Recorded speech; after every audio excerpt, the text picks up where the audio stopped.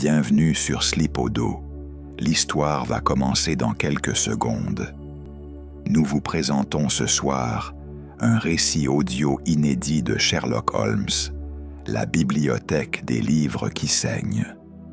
Si vous aimez mon travail, merci de vous abonner à la chaîne et de laisser un commentaire pour me soutenir. Installez-vous confortablement. L'histoire commence maintenant. Bonne écoute. Jamais je n'aurais cru voir Sherlock Holmes se troubler au récit d'un simple conservateur de bibliothèque. Pourtant, lorsque M. Theodore Crane franchit le seuil de notre domicile de Baker Street, il traînait derrière lui tout le malaise des mystères oubliés et des ombres médiévales qui paraissent n'appartenir qu'aux vieux contes et quelques-unes au dossier de Scotland Yard. Sa démarche précipitée, ses yeux hagards, la pâleur de ses mains tremblantes, tout chez cet homme, d'ordinaire pondéré, semblait en proie à une terreur ancienne. Sitôt assis, il délaya ses mots, hésitant entre honte scientifique et vertige superstitieux. Il était, je le devinais aussitôt, au seuil du désespoir. Holmes, fidèle à son sang-froid proverbial, se contenta d'un signe de tête qui encourageait la confession. « Monsieur Holmes, docteur Watson, balbutia-t-il, j'aurais préféré ne jamais devoir solliciter votre intelligence pour ce qui deviendra, j'en ai peur, le scandale de ma carrière. Depuis une semaine, 3 manuscrits médiévaux, conservés à la British Library, présentent un phénomène inexplicable et hideux. Du sang humain, monsieur, jaillit soudain de leurs pages lorsque l'on tente de les consulter. À l'évocation du mot « sang », Holmes scia imperceptiblement. Son regard, acéré sous la lumière oblique du matin, se posa sur le visage du visiteur, jugeant chaque nervosité, chaque remords. Il m'encouragea d'un mouvement à interroger plus avant. « Du sang humain ? Vous en êtes sûr, monsieur Crane ?» demandai-je, interloqué. Le conservateur hocha la tête, déglutissant. « Les tests chimiques que nous avons réalisés, du moins ce que nos connaissances permettent, ne laissent pas de doute. L'odeur ferrugineuse, la consistance et même quelques réactions avec le peroxyde démontrent la nature humaine du fluide. Mais impossible d'en déterminer la provenance exacte, ni empreinte, ni fragment identifiable. De quoi en perdre la raison. Sherlock Holmes alluma une pipe, puis orienta ses questions vers le concret. Il demanda la nature des manuscrits, leur origine, leur histoire, les circonstances de leur arrivée au sein de la bibliothèque. Crane s'empressa d'expliquer que les 3 artefacts étaient récemment prêtés par le monastère dissous de Ravenholm, dans le Devonshire, chacun illustrant avec force détail les supplices et miracles de martyrs saxons. Un grimoire d'alchimie, un évangéliaire et un livre d'heures, tous réputés intacts depuis leur entrée dans la collection. Plus troublant encore, ce phénomène ne s'est manifesté que depuis la dernière consultation d'un jeune chercheur, Nathaniel Godfrey, brillant mais solitaire, dont la disparition récente 6 jours plus tôt ronge la quiétude du personnel. Holmes considéra la liste des personnes ayant eu accès, scrutant ce document à la manière d'un naturaliste, observant le plumage d'un oiseau rare.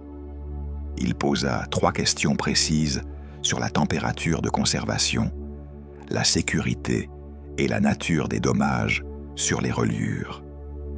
Partout où la logique semblait suffoquer sous le poids de la superstition, il trouvait, à tâtons, la faille. Pendant que je tentais d'apaiser la panique du conservateur avec quelques propos rassurants, Holmes commença déjà sa déduction. « Watson, il ne s'agit ni de fantaisie ni de malédiction.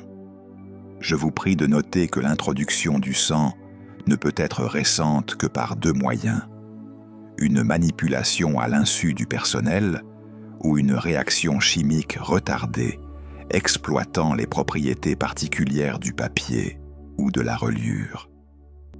M. Crane s'excusa de la confusion, ajoutant que le personnel, terrorisé par la rumeur, refusait désormais toute responsabilité. Holmes s'engagea alors, avec son habituel détachement, à examiner les documents dès le lendemain, invitant Crane à renforcer la surveillance des accès. En quittant l'homme, je ne pus m'empêcher de réfléchir à la porosité des frontières entre superstition et raison.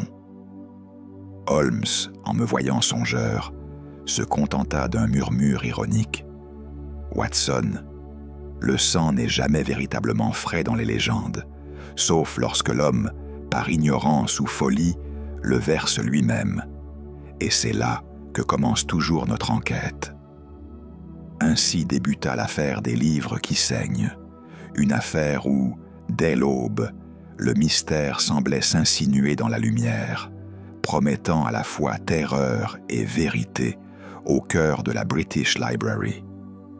Sitôt notre arrivée dans la solennelle British Library, nous fûmes conduits par M. Crane, anxieux et précautionneux, vers une salle d'études aux hautes fenêtres, où reposaient, sur un lourd pupitre, 3 reliques du passé: un évangéliaire aux dorures effacées, un traité d'alchimie orné de glyphes mystérieuses, et un livre d'heures dont chaque enluminure semblait vibrer de tragédie.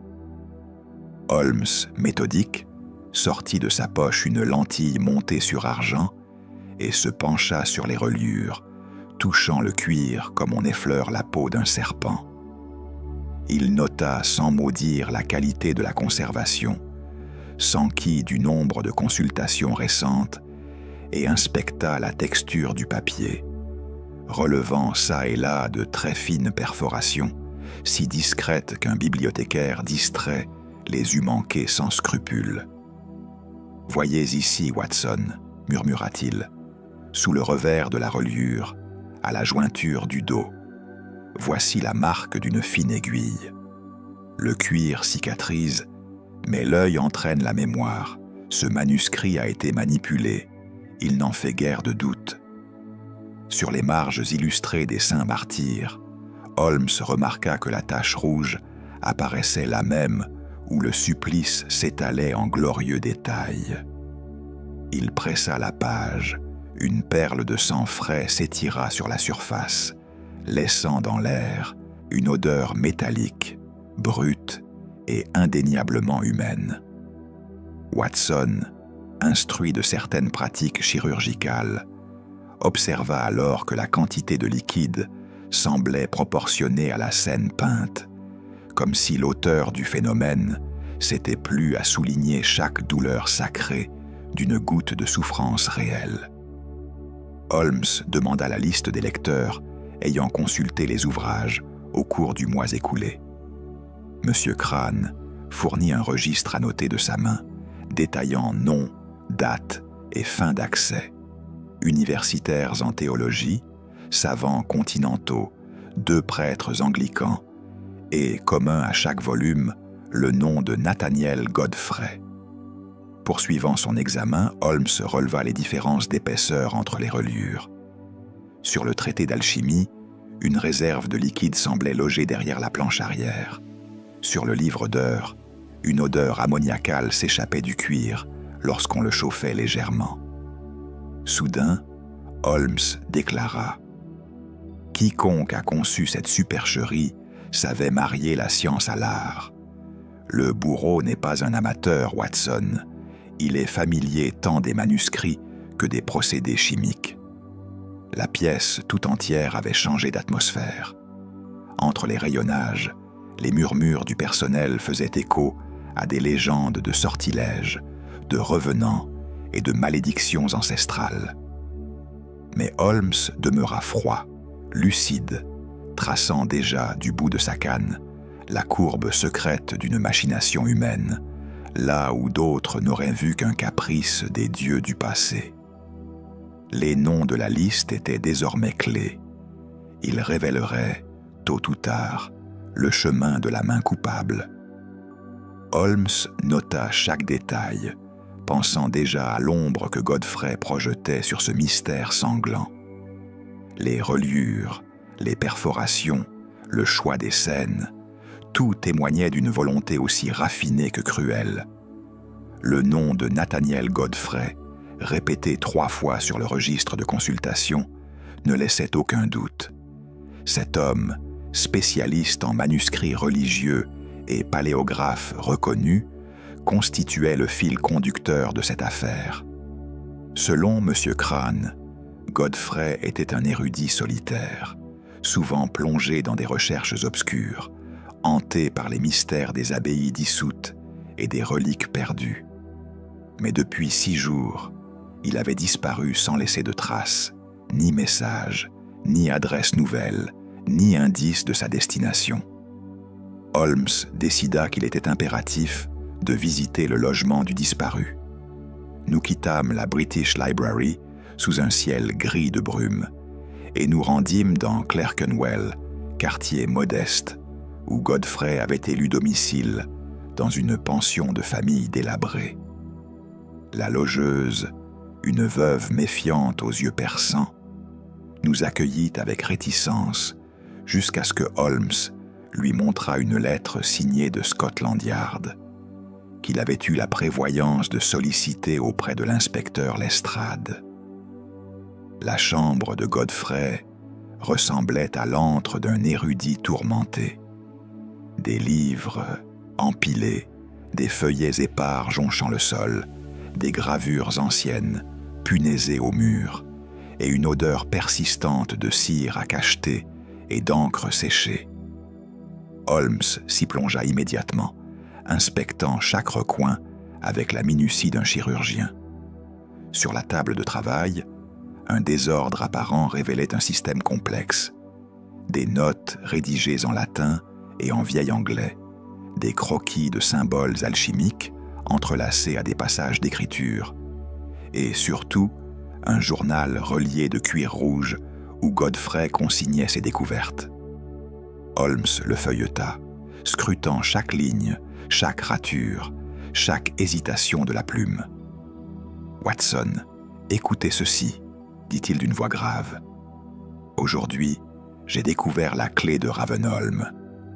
Ce que l'on croyait perdu depuis la dissolution du monastère sous Henri VIII ne l'est pas. Le sang de saint Oswald, cette fiole sacrée dont parlent les chroniques, existe encore.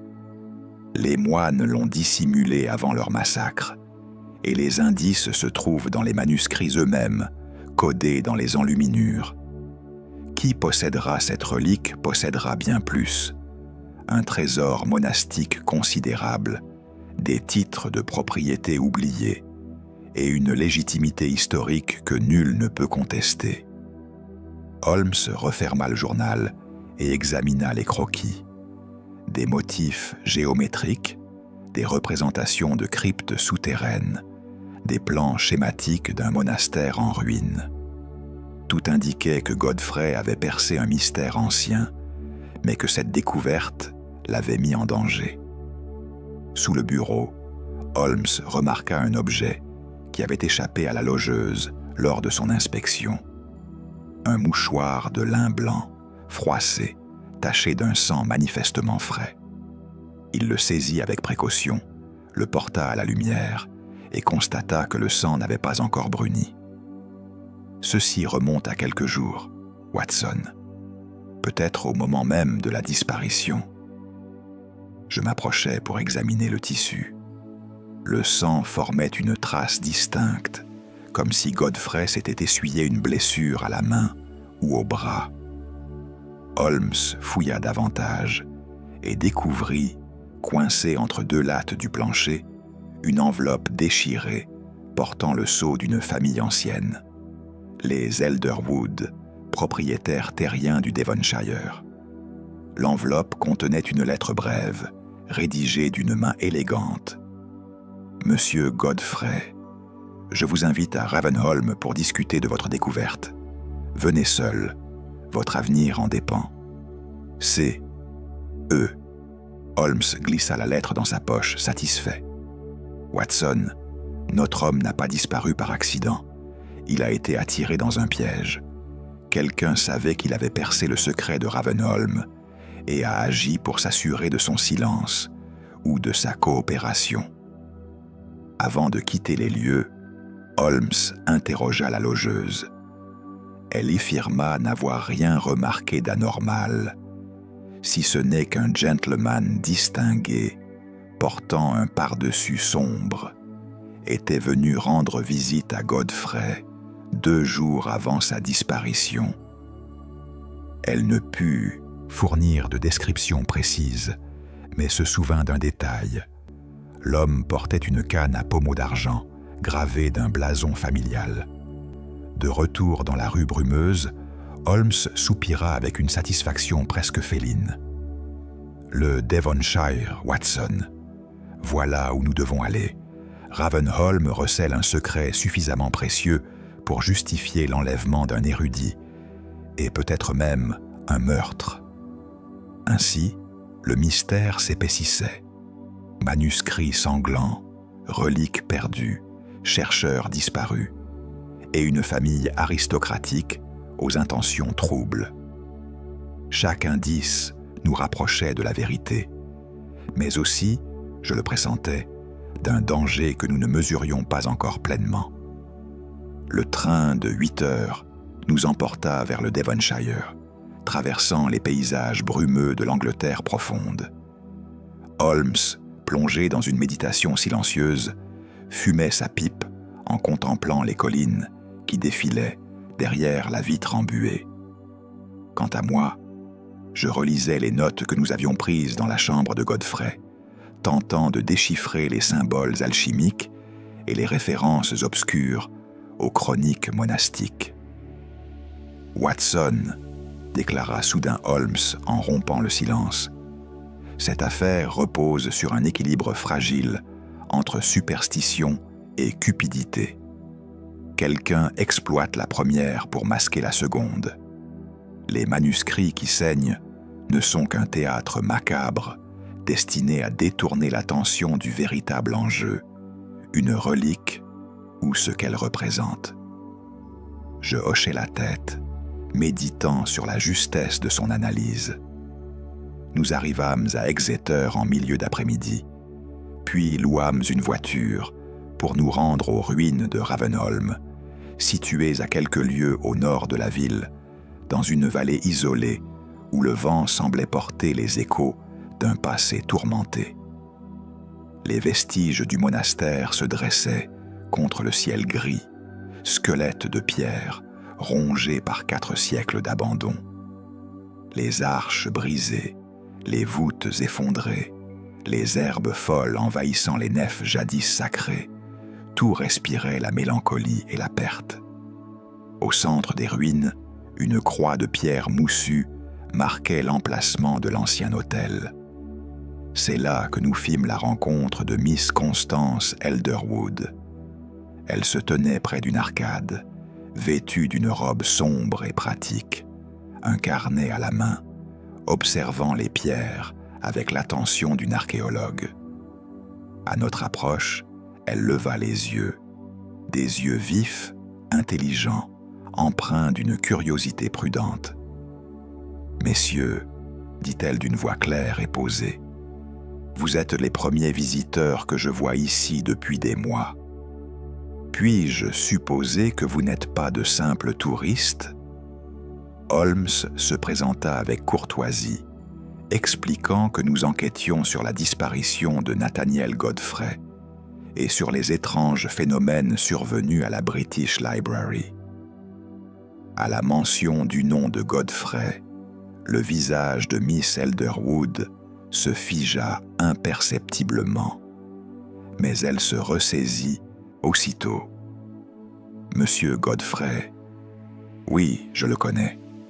Il est venu me consulter il y a quelques semaines au sujet de certains documents familiaux en ma possession.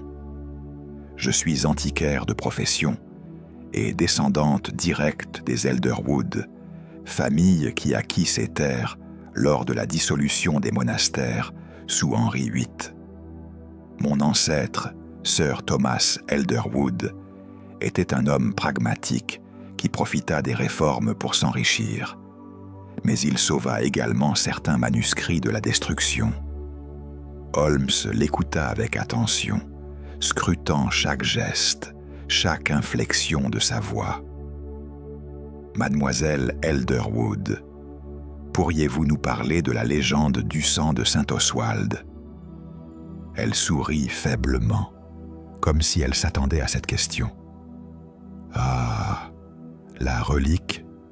Oui, c'est une légende tenace dans cette région. Saint Oswald était un martyr saxon, mort au 7e siècle, dont le sang aurait été conservé dans une fiole en cristal par les premiers moines bénédictins de Ravenholm.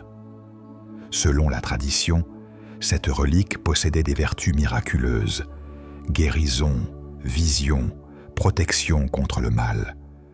Lorsque Henri VIII ordonna la dissolution du monastère en 1539, les moines, sachant leur fin proche, cachèrent la fiole quelque part dans ses ruines avant d'être massacrés par les soldats du roi. « Et cette relique n'a jamais été retrouvée ?» demandai-je, fasciné malgré moi.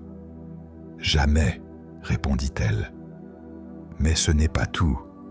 Selon les chroniques familiales que mon arrière-grand-père a préservées, la relique n'était pas seulement un objet de dévotion, elle était accompagnée d'un trésor monastique considérable, des titres de propriété, des chartes royales, des actes notariés prouvant la légitimité de certaines terres, des documents qui, s'ils étaient authentifiés, pourraient bouleverser les héritages fonciers de cette région.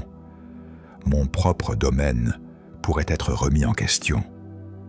Holmes hocha lentement la tête.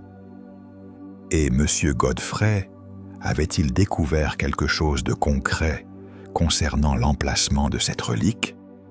Miss Elderwood hésita, puis soupira. Il prétendait avoir déchiffré un code caché dans les enluminures des manuscrits de Ravenholm, ceux conservés à la British Library. Il affirmait que les moines avaient dissimulé des indices dans les illustrations, des symboles géométriques pointant vers un emplacement précis dans les catacombes sous le monastère. Je l'ai écouté avec intérêt, mais je dois avouer que je doutais de la véracité de ces affirmations. « L'avez-vous revu après cette première rencontre ?» demanda Holmes d'un ton neutre. « Non, » répondit-elle fermement. « Il devait me faire parvenir ses conclusions par courrier, mais je n'ai jamais reçu de nouvelles. J'ignorais qu'il avait disparu. » Holmes examina les ruines, s'approchant des vestiges d'un escalier en colimaçon qui descendait vers ce qui devaient être les cryptes souterraines. Les 110 marches étaient brisées, obstruées par des éboulis. Ces catacombes sont-elles accessibles? Miss Elderwood secoua la tête. Non, pas depuis des décennies. Mon grand-père fit sceller l'accès après qu'un enfant du village se soit blessé en explorant les souterrains. Mais il existe peut-être d'autres entrées, dissimulées par la végétation ou les effondrements. Nous passâmes encore 1 heure à explorer les ruines sous le regard attentif de Miss Elderwood. Holmes releva des inscriptions latines sur les pierres, des symboles gravés que seul un initié pouvait déchiffrer. Il photographia mentalement chaque détail, construisant dans son esprit une carte invisible du monastère, tel qu'il devait être avant sa chute. Avant de nous séparer, Miss Elderwood nous invita à passer la nuit dans son domaine, une demeure élégante située à quelques kilomètres des ruines. Holmes accepta, sentant que la proximité de cette femme nous permettrait d'en apprendre davantage. tandis que nous regagnions la voiture, Holmes me murmura « Watson, cette femme en sait bien plus qu'elle ne le dit. Observez sa réaction lorsque nous avons mentionné Godfrey. Elle était préparée. Elle nous attendait. » Je frissonnais, sentant que nous venions de pénétrer dans un réseau bien plus complexe et dangereux que je ne l'avais imaginé. Les ruines de Ravenholm semblaient receler des secrets que le temps lui-même n'avait pu effacer, et quelqu'un était prêt à tout pour les protéger. Le dîner dans la demeure de Miss Elderwood fut un exercice de courtoisie glacée. La maison, bien que meublée avec goût, portait les stigmates d'une fortune déclinante. Papier peint décoloré, argenterie ternie, portraits de famille dont le vernis s'écaillait. Miss Elderwood nous servit un repas frugal mais convenable, tout en nous entretenant de l'histoire de sa lignée. C'est au cours de cette conversation qu'elle mentionna, avec une pointe d'embarras, l'existence de son cousin, le colonel Jasper Elderwood. « Jasper », dit-elle en baissant les yeux, est l'héritier mâle de la branche aînée de notre famille. Autrefois officier brillant, il a dilapidé sa fortune dans les salons de jeu de Londres et dans des spéculations désastreuses. Depuis son retour au Devonshire, il vit reclus dans le manoir familial de Thornbridge, à quelques miles d'ici. Il est obsédé par la relique de Ravenholm. Il croit qu'elle seule peut restaurer l'honneur et la richesse des Elderwood. Holmes dressa l'oreille. « Votre cousin a-t-il eu des contacts avec M. Godfrey ?» Miss Elderwood hésita, puis acquiesça. « Oui, je sais qu'il l'a engagé pour déchiffrer certains documents familiaux en sa possession, des fragments de registres monastiques que notre ancêtre Sir Thomas avait conservés. Mais je ne sais pas ce qui en est résulté. Jasper et moi ne nous parlons plus guère. » Le lendemain matin, Holmes insista pour rendre visite au Palindisal, colonel. Miss Elderwood nous fournit les indications nécessaires, non sans nous mettre en garde. « Soyez prudents, messieurs. Mon cousin est imprévisible. L'alcool et la frustration ont rongé son esprit. » Nous empruntâmes une route boueuse serpentant à travers des collines désolées. Le manoir de Thornbridge apparut enfin, squelette architectural d'une grandeur évanouie. Façade lézardée, toiture affaissée, jardin envahi de ronces. Une fumée maigre s'échappait d'une cheminée, seul signe de vie. Un domestique âgé, au visage fermé, nous ouvrit la porte et nous conduisit dans un salon obscur où régnait une odeur de moisissure et de tabac froid. Le colonel Jasper Elderwood se tenait près d'une fenêtre crasseuse, une bouteille de whisky à moitié vide, posée sur une table encombrée de paperasse. L'homme était la caricature du gentilhomme déchu. Cheveux grisonnants en désordre, visage bouffi par l'alcool, uniforme militaire élimé porté comme un linceul. Ses yeux, jadis vifs, étaient désormais injectés de sang, mais conservaient une lueur de ruse et d'amertume. « Monsieur Holmes, docteur Watson, » dit-il d'une voix rauque, sans nous inviter à nous asseoir. « Ma cousine m'a télégraphié ce matin. Vous enquêtez sur ce pauvre Godfrey. Que voulez-vous savoir ?» Holmes ne perdit pas de temps en civilité. « Colonel, vous avez engagé Nathaniel Godfrey pour déchiffrer des documents liés à la relique de Ravenholm. Qu'a-t-il découvert ?» Le colonel émit un rire amer. « Découvert ? Oh, il a découvert que je suis un imbécile, monsieur Holmes. Un imbécile qui a cru que le passé pouvait sauver l'avenir. Godfrey était brillant, je l'admets. Il a passé des semaines à étudier les registres, les chartes, les manuscrits que mon arrière-grand-père avait arrachés aux flammes. Et il a trouvé quelque chose, un code, une carte dissimulée dans les enluminures des 3 manuscrits de la British Library. Et alors, pressa Holmes, alors, il est devenu arrogant. Il a compris que l'information qu'il détenait valait une fortune. Il m'a demandé une somme exorbitante pour me révéler l'emplacement de la relique. Moi, qui n'ai plus un penny à mon nom, nous nous sommes disputés violemment. Je l'ai chassé de ma maison. C'était il y a 8 jours. Je ne l'ai pas revu depuis. Vous ne l'avez pas revu, répéta Holmes d'un ton neutre, mais vous êtes retourné aux ruines de Ravenholm depuis. Le colonel tressaillit. Comment? Holmes désigna du regard les bottes du colonel, posées près de la cheminée.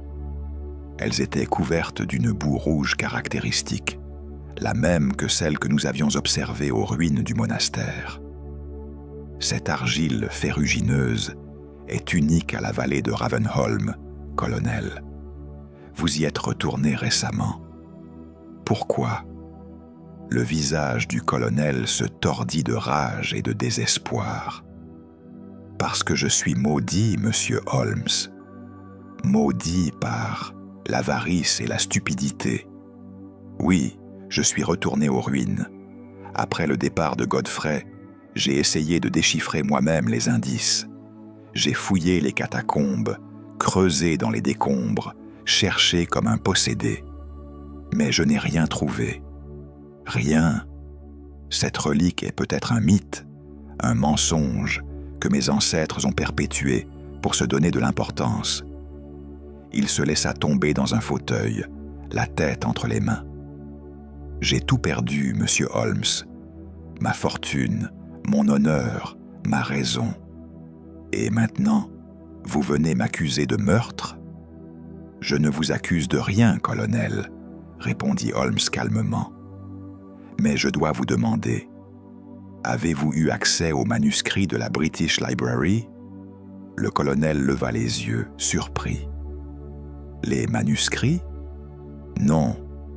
Godfrey m'en a montré des reproductions photographiques, mais je n'ai jamais quitté le Devonshire depuis des mois.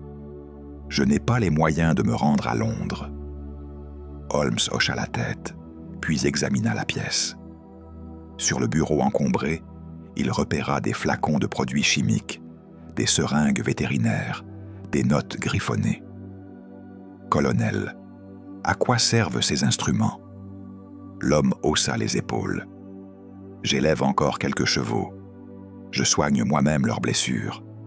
Un ancien compagnon d'armes, chirurgien militaire, m'a appris les rudiments. Holmes s'approcha, examina les flacons. Il reconnut du peroxyde, de l'alcool et un flacon étiqueté « sang de mouton, conservateur ». Il le saisit, l'ouvrit, le renifla. « Watson, dit-il soudain, ceci est du sang animal traité pour ralentir la coagulation. Le colonel possède des connaissances en manipulation sanguine. » Le colonel se leva brusquement, furieux. « Que sous-entendez-vous? Que j'ai versé du sang sur les manuscrits pour créer un scandale? C'est ridicule. Pourquoi ferais-je une chose pareille? » « Pour attirer l'attention sur Ravenholm, répondit Holmes. Pour susciter un regain d'intérêt pour la relique, attirer des investisseurs crédules, des journalistes, des archéologues, créer une effervescence médiatique qui pourrait vous rapporter quelque chose. Le colonel se rassit, épuisé. « Oui, murmura-t-il. J'y ai pensé. J'ai même élaboré un plan, mais je ne l'ai jamais mis à exécution. Je n'ai pas le courage, ni les moyens de me rendre à Londres. » Holmes le fixa longuement, sondant la véracité de ses paroles. Puis il se tourna vers moi. « Watson, cet homme est un escroc raté, non un criminel. Quelqu'un d'autre a utilisé son idée, ou l'a devancée.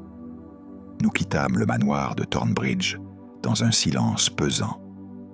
Holmes était songeur, manipulant mentalement les pièces d'un puzzle qui refusait encore de se révéler.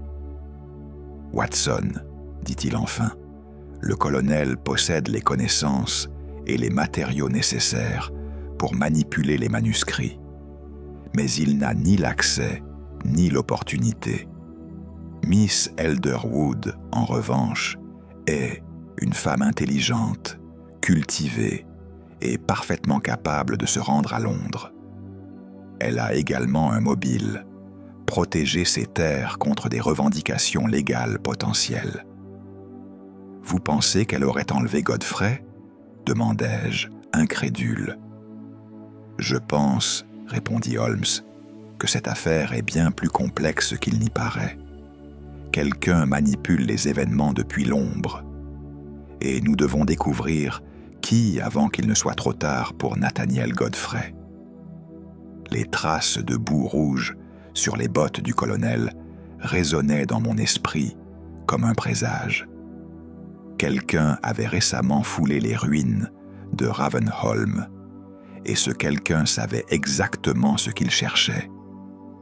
Avant de quitter définitivement le manoir de Thornbridge, Holmes prétexta un besoin urgent et me demanda à voix basse de retenir le colonel dans le salon pendant qu'il explorait les commodités. Je compris immédiatement son intention. Holmes voulait fouiller discrètement les lieux. Je m'exécutais, engageant le colonel dans une conversation sur ses campagnes militaires en Inde, sujet sur lequel l'homme, malgré son état lamentable, conservait une certaine éloquence nostalgique. Pendant ce temps, Holmes s'éclipsa silencieusement. Une vingtaine de minutes s'écoulèrent avant qu'il ne réapparaisse, le visage impassible, mais le regard luisant d'une satisfaction contenue. Il me fit un signe imperceptible. Il avait trouvé quelque chose. Nous prîmes congé du colonel, qui nous reconduisit à la porte avec une politesse maussade. Sitôt hors de vue du manoir, Holmes m'entraîna à l'écart du chemin, vers une dépendance isolée qu'il avait repérée à l'arrière de la propriété. « Watson, dit-il en forçant la porte vermoulue, je crois que nous tenons enfin une pièce maîtresse de ce mystère. » L'intérieur de la dépendance était un laboratoire improvisé, mais fonctionnel. Sur une table de bois brut s'alignaient des instruments qui n'avaient rien à voir avec le soin des chevaux. Seringues de différentes tailles, flacons de verre contenant des liquides colorés, bêchers, pipettes et même un microscope rudimentaire. L'odeur âcre de produits chimiques imprégnait l'air confiné. Holmes alluma une lanterne et entreprit d'examiner méthodiquement chaque élément. Il saisit d'abord un cahier relié de cuir noir, couvert de notes manuscrites, rédigées d'une écriture nerveuse et hâtive. Il le feuilleta rapidement, puis me lut certains passages à voix haute. Expérience numéro 7. Injection de sang de mouton mélangé à de la glycérine dans la reliure du volume A. Résultat, suintement visible après 48 heures, mais coloration insuffisante. Le sang animal brunit trop rapidement. Expérience Niril 12. Ajout d'oxyde de fer et de carmin pour intensifier la couleur rouge. Résultat, aspect convaincant, mais odeur métallique trop prononcée. Risque de détection. Expérience Neri 18.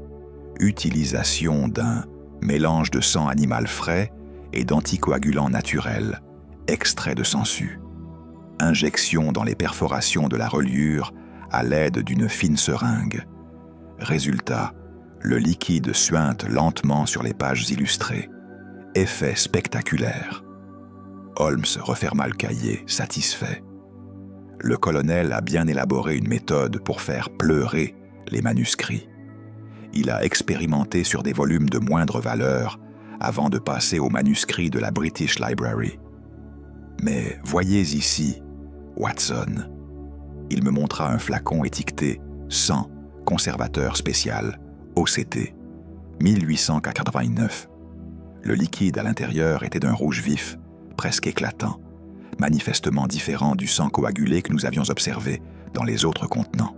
« Ce flacon a été préparé récemment », observa Holmes. « Mais remarquez, il ne contient pas de sang animal. L'odeur est différente, plus métallique, plus organique. C'est du sang humain, Watson. » Je frissonnais. Mais comment le colonel aurait-il pu obtenir du sang humain? Holmes haussa les épaules. Plusieurs possibilités. Un complice médical, un prélèvement sur lui-même ou sur Nathaniel Godfrey. Il poursuivit son exploration et découvrit, dissimulés sous un drap sale, 3 volumes anciens, des copies de manuscrits médiévaux sur lesquels le colonel avait visiblement pratiqué ses expériences. Les reliures portaient des traces d'injection et certaines pages étaient tachées de rouge. Holmes préleva un échantillon du liquide séché sur l'une des pages et le plaça dans une petite fiole qu'il glissa dans sa poche. Mais ce qui attira ensuite son attention fut un autre cahier, plus petit, caché sous une pile de chiffons. Il l'ouvrit et son visage se figea. « Watson, écoutez ceci. Constance est venue ce matin. Elle refuse de m'aider financièrement, mais accepte de me fournir un accès aux manuscrits de la British Library. Elle connaît le conservateur, M. Crane, et peut arranger une consultation privée. Elle me prévient cependant, si je compromets sa réputation, elle me détruira. » Holmes leva les yeux vers moi. « Miss Elderwood n'est donc pas aussi innocente qu'elle le prétend. Elle a facilité l'accès du colonel aux manuscrits. » Il continua sa lecture. « Godfrey est devenu un problème. Il exige une somme que je ne possède pas. Pire encore, il menace de révéler publiquement ce qu'il a découvert, des documents prouvant que les terres de Constance appartiennent légalement à l'Église. Si cela se sait, elle perdra tout. Elle m'a proposé une solution radicale, le faire disparaître temporairement, le temps de récupérer les documents qu'il détient. Elle connaît un endroit où le cacher, les catacombes de Ravenholm. » Holmes referma le cahier avec une expression grave. « Watson, nous avons été bernés. Le colonel n'est qu'un pion. Miss Elderwood est l'architecte de cette machination. Elle a utilisé son cousin pour manipuler les manuscrits et créer un scandale, tout en gardant les mains propres. Et lorsque Godfrey est devenu une menace, elle a orchestré son enlèvement. » « Mais pourquoi faire saigner les manuscrits ?» demandai-je perplexe.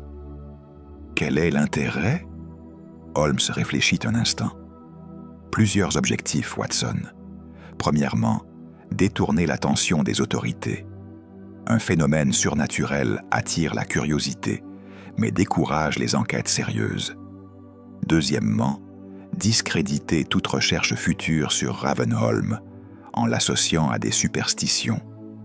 Troisièmement, et c'est le plus astucieux, si les manuscrits sont déclarés maudits ou contaminés, ils seront retirés de la consultation publique, empêchant quiconque de déchiffrer les indices que Godfrey a découverts. Mais le sang humain, insistai-je. Pourquoi ne pas se contenter de sang animal? Holmes soupira. Parce que Miss Elderwood est intelligente.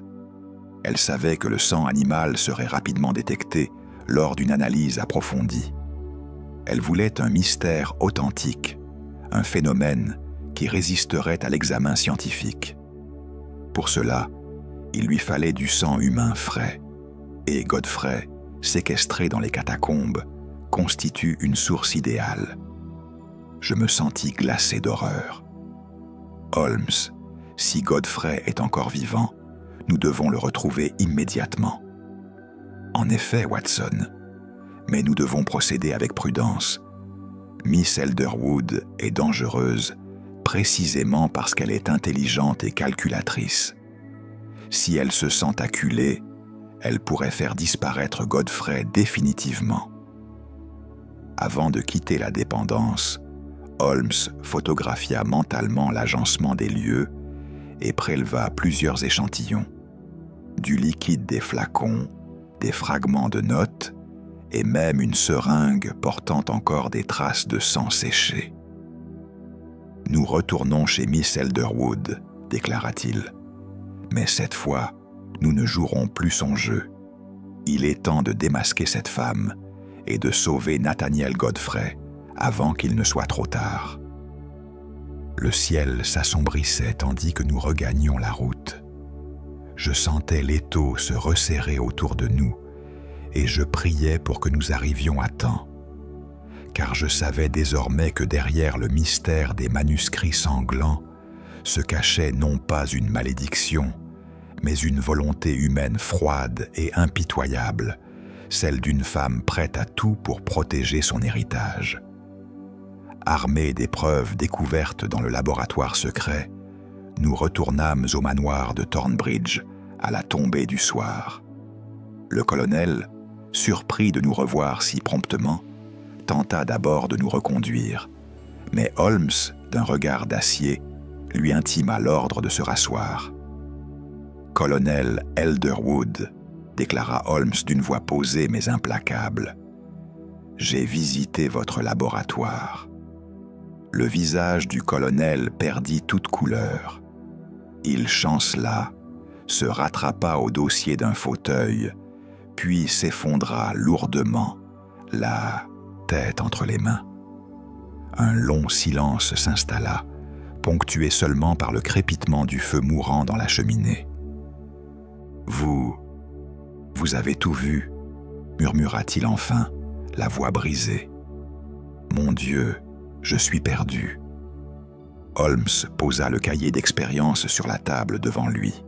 « Expliquez-vous, colonel, entièrement, et ne me mentez plus. » Le colonel releva la tête, ses yeux injectés de sang brillant de larmes. Il saisit la bouteille de whisky, but une longue gorgée, puis commença sa confession d'une voix tremblante. « Vous avez raison, monsieur Holmes. J'ai manipulé les manuscrits. Mais écoutez-moi, je vous en supplie. Je n'ai jamais utilisé de sang humain. Jamais. Tout ce que j'ai injecté dans ces reliures, c'était du sang de mouton, mélangé à des colorants et des conservateurs chimiques. Je le jure sur l'honneur qui me reste. » « Pourquoi avoir fait cela ?» demandai-je, incapable de masquer mon dégoût. Le colonel eut un rire amer.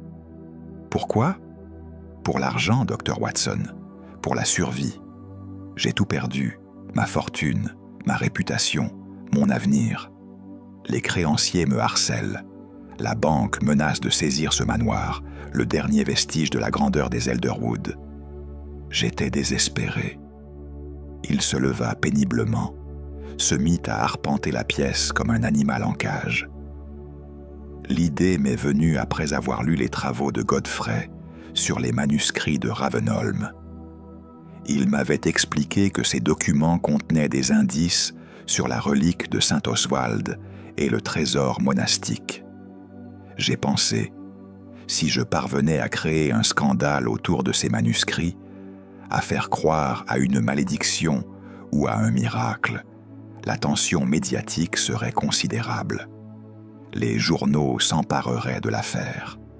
Les curieux, les occultistes, les investisseurs afflueraient. Je pourrais alors organiser une expédition archéologique vers Ravenholm, vendre des parts, collecter des fonds et peut-être, avec un peu de chance, découvrir réellement quelque chose. Holmes l'observait sans un mot, jaugeant chaque inflexion de sa voix. « Comment avez-vous obtenu l'accès aux manuscrits de la British Library ?» Le colonel hésita, puis soupira. « Par Constance. Ma cousine connaît M. Crane, le conservateur. Elle lui a présenté une demande officielle pour que je puisse consulter les manuscrits à des fins de recherche familiale. Crane, homme de confiance, a accepté. J'ai profité d'un moment où la salle était déserte pour injecter mon mélange dans les reliures à l'aide d'une seringue fine. J'avais calculé que le liquide suinterait lentement sur plusieurs jours, créant un effet progressif et mystérieux. « Et les pages spécifiques ?» demanda Holmes. « Pourquoi le sang n'apparaît-il que sur les illustrations des martyrs ?» Le colonel eut un sourire triste. « Calcul dramatique, monsieur Holmes. J'ai injecté le liquide dans les perforations que j'avais pratiquées dans la reliure, à des endroits correspondant aux pages illustrées. Le sang coule par capillarité le long de la tranche, puis s'infiltre dans les pages les plus poreuses, celles contenant le plus d'encre et de pigments. Les illustrations de martyrs, richement colorées, absorbent davantage de liquide. C'était théâtral. » Holmes hocha lentement la tête. « Votre plan était ingénieux, colonel, mais il comportait une faille majeure. »« Laquelle ?» demanda l'homme, étonné. « Quelqu'un d'autre a découvert votre stratagème, » répondit Holmes, « et a décidé de le perfectionner. Les analyses chimiques à la British Library ont révélé la présence de sang humain, non animal. Quelqu'un a substitué votre mélange inoffensif par du véritable sang humain. » Le colonel pâlit de nouveau. « Quoi ? Mais c'est impossible. Avez-vous parlé de votre plan à quelqu'un ?» pressa Holmes. Le colonel se rassit, accablé. « À Constance, » admit-il. « Je lui ai tout expliqué. Elle m'a encouragé au début. Elle m'a même fourni certains produits chimiques, des seringues. Elle disait qu'elle voulait m'aider à restaurer la fortune familiale. Mais après ma dispute avec Godfrey, elle est devenue distante. Elle m'a dit de renoncer, que c'était trop dangereux. » Holmes échangea un regard avec moi. « Votre cousine vous a manipulé, colonel. Elle vous a utilisé pour mettre en place le stratagème initial. Puis elle a pris le contrôle de l'opération. Elle savait que votre sang animal serait détecté et vous discréditerait. Alors elle a remplacé votre mélange par du sang humain, probablement celui de Godfrey, pour créer un mystère authentique. » Le colonel porta la main à sa bouche, horrifié. « Non, non, Constance ne ferait jamais. »« Où est Nathaniel Godfrey, colonel ?» demanda Holmes d'une voix tranchante. « Je ne sais pas, » balbutia l'homme. « Je vous le jure, après notre dispute, il est parti. Je pensais qu'il était retourné à Londres. Je ne l'ai jamais revu. » Holmes se leva, saisit le colonel par le col de sa veste élimée. « Réfléchissez bien, colonel. Votre cousine vous a-t-elle parlé d'un endroit où elle aurait pu cacher quelqu'un? Un lieu isolé, secret. » Le colonel ferma les yeux, fouillant sa mémoire. Soudain, il les rouvrit. « Les catacombes, » murmura-t-il. « Elle m'a dit une fois qu'elle avait découvert un accès secondaire aux catacombes de Ravenholm. Un passage que notre grand-père avait fait sceller, mais dont elle détenait la clé. Elle y entrepose parfois des objets de valeur pour les protéger de l'humidité de sa propre demeure. » Holmes lâcha le colonel et se tourna vers moi. « Watson, nous devons nous rendre immédiatement à Ravenholm. Chaque minute compte. » Le colonel se leva, chancelant. « Je viens avec vous. »« Non, » répondit Holmes fermement. « Vous allez rester ici et écrire une confession complète de vos actes. Si nous ne revenons pas d'ici demain midi, vous la remettrez à Scotland Yard. Compris ?» Le colonel hocha la tête, brisé. Je suis un imbécile, monsieur Holmes, un escroc pathétique. Mais je ne suis pas un meurtrier. Je vous en supplie, sauvez Godfrey. Et arrêtez Constance avant qu'elle ne commette l'irréparable. » Nous quittâmes le manoir dans l'obscurité grandissante. Holmes était tendu, concentré, calculant déjà les prochaines étapes de notre intervention. Moi, je ne pouvais m'empêcher de penser à ce pauvre Godfrey, enfermé dans les entrailles de pierre d'un monastère mort, vidé de son sang goutte à goutte pour alimenter le plan machiavélique d'une femme que nous avions cru raffinée et civilisée. « Holmes, demandai-je tandis que nous hâtions le pas vers les ruines, croyez-vous vraiment que le colonel dit la vérité? »« Oui, Watson, répondit-il. Cet homme est un escroc, un joueur ruiné, un gentilhomme déchu. Mais il n'est pas un criminel violent.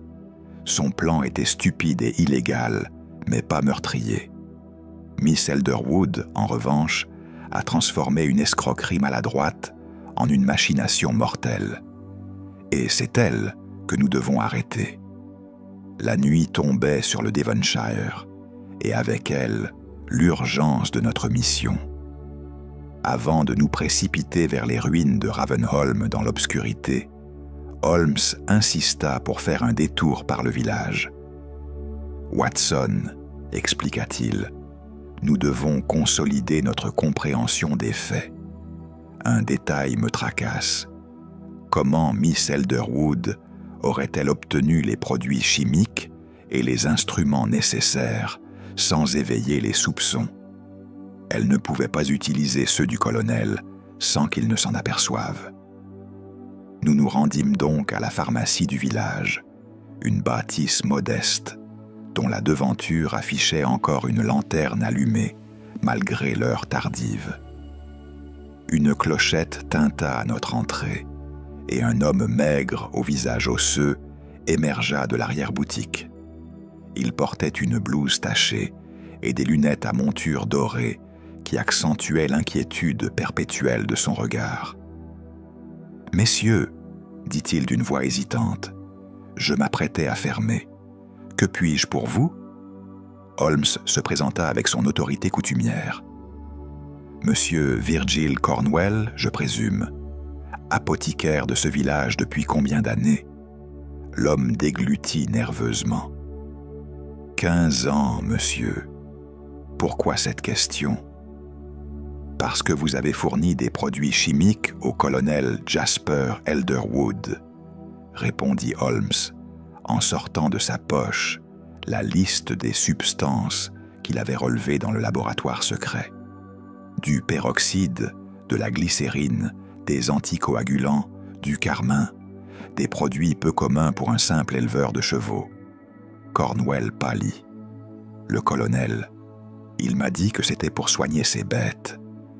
Je n'ai rien fait d'illégal. Je ne vous accuse de rien, monsieur Cornwell, le rassura Holmes.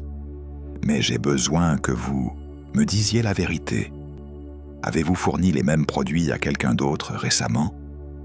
L'apothicaire hésita, se tordant les mains.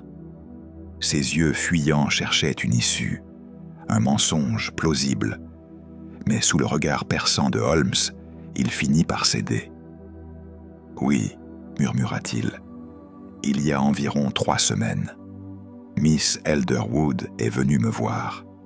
Elle m'a demandé exactement les mêmes produits que le colonel, plus des seringues chirurgicales de précision, du type utilisé par les médecins pour les injections délicates. » Holmes se pencha vers lui. « Quelle raison a-t-elle invoquée ?» Cornwell essuya la sueur de son front. Elle m'a dit qu'elle restaurait d'anciens manuscrits et qu'elle avait besoin de ces produits pour stabiliser les encres et traiter les reliures endommagées. Elle m'a montré des documents techniques, des références à des méthodes de conservation. Tout semblait parfaitement légitime. Miss Elderwood est une femme respectée, érudite. Je n'ai pas pensé à mal. »« A-t-elle acheté autre chose ?» demanda Holmes. L'apothicaire réfléchit, puis hocha la tête. « Oui, du laudanum. Une quantité importante. Elle a dit qu'elle souffrait d'insomnie. » Et... Il s'interrompit, comme s'il hésitait à continuer. « Et quoi, monsieur Cornwell ?» pressa Holmes. « Et des bandages stériles, du catgut pour suturer, de la teinture d'iode, » répondit l'homme. « Des fournitures médicales. J'ai trouvé cela étrange sur le moment, mais elle m'a expliqué qu'elle s'occupait de blessés lors de ses visites charitables aux familles pauvres du village. » Holmes se redressa, satisfait. « Watson, Miss Elderwood s'est équipée non seulement pour manipuler les manuscrits, mais aussi pour maintenir quelqu'un en vie, ou du moins en état de fournir du sang régulièrement. Le laudanum pour le calmer, les bandages pour traiter les blessures causées par les prélèvements sanguins. » Je frissonnais à cette pensée. Holmes, c'est monstrueux. Elle traite Godfrey comme une ressource. Précisément, répondit Holmes. Et cela confirme qu'elle n'a pas l'intention de le tuer, du moins pas immédiatement. Il lui est plus utile vivant. Il se tourna vers Cornwell. Ces produits, les avez-vous livrés chez elle ? L'apothicaire secoua la tête. Non. Elle est venue les chercher elle-même, tard le soir, dans un grand sac de voyage. Elle m'a payé en espèces et m'a demandé la plus grande discrétion. Elle a dit que le colonel était jaloux de ses recherches et qu'elle ne voulait pas qu'il sache qu'elle travaillait sur les mêmes sujets. Holmes hocha lentement la tête. « Bien sûr, elle vous a manipulé, monsieur Cornwell, tout comme elle a manipulé son cousin. Elle savait que si le scandale des manuscrits éclatait, les soupçons se porteraient d'abord sur le colonel, qui avait déjà acheté les mêmes produits. Vous seriez son alibi involontaire. Comment aurais-je pu faire cela ? Le colonel avait accès aux mêmes substances. Mais pourquoi ? Demanda Cornwell, horrifié. Pourquoi Miss Elderwood ferait-elle une chose pareille ? Parce qu'elle protège un secret bien plus précieux qu'une simple relique religieuse, répondit Holmes. Nathaniel Godfrey a découvert des documents prouvant que les terres qu'elle possède ne lui appartiennent pas légalement. Si ces documents sont rendus publics, elle perd tout. Elle a donc décidé d'éliminer la menace, non pas en tuant Godfrey, ce qui attirerait l'attention, mais en le faisant disparaître et en utilisant son sang pour créer un scandale qui discréditerait toute recherche future sur Ravenholm. Cornwell porta la main à sa bouche. « Mon Dieu, j'ai été complice sans le savoir. »« Vous avez été dupé, » corrigea Holmes. « Mais vous allez nous aider à réparer cela. Nous avons besoin que vous veniez témoigner de cette transaction auprès de Scotland Yard. En attendant, restez ici, verrouillez votre porte et ne parlez de notre visite à personne, surtout pas à Miss Elderwood. »« Bien sûr, monsieur Holmes, » balbutia l'apothicaire. « Je ferai tout ce que vous me demandez. » Nous quittâmes la pharmacie sous un ciel d'encre. Holmes marchait d'un pas vif, son esprit assemblant les dernières pièces du puzzle. « Watson, » dit-il, « nous avons maintenant la preuve que Miss Elderwood a planifié cette machination de bout en bout. Elle a acheté les produits chimiques indépendamment de son cousin. Elle s'est équipée pour séquestrer et prélever du sang sur Godfrey. Et elle a orchestré le scandale pour détourner l'attention. C'est une criminelle brillante et sans scrupules. Mais comment a-t-elle réussi à substituer son sang humain au mélange animal du colonel dans les manuscrits de la British Library ? demandai-je. Holmes sourit froidement. Souvenez-vous, elle connaît M. Crane, le conservateur. Elle a probablement obtenu un accès privé au manuscrit sous un prétexte quelconque. Vérification, restauration, expertise. Une fois seule avec les volumes, elle a retiré le mélange du colonel et injecté le sang de Godfrey. Simple, audacieux et parfaitement exécuté. Nous arrivâmes enfin en vue des ruines de Ravenholm, silhouette fantomatique sous la lune voilée. Quelque part, dans les profondeurs de ces catacombes oubliées, un homme attendait, ignorant si le prochain visiteur serait son sauveur ou son bourreau. « En avant, Watson », déclara Holmes en allumant une lanterne. « Le dénouement approche. » Tandis que nous progressions vers les ruines, sous la clarté incertaine de notre lanterne, Holmes rompit le silence avec une déclaration qui changea entièrement ma perception de l'affaire. « Watson, dit-il d'une voix posée, je crains de vous avoir laissé dans l'ignorance de certains éléments cruciaux que j'ai déduits ces dernières heures.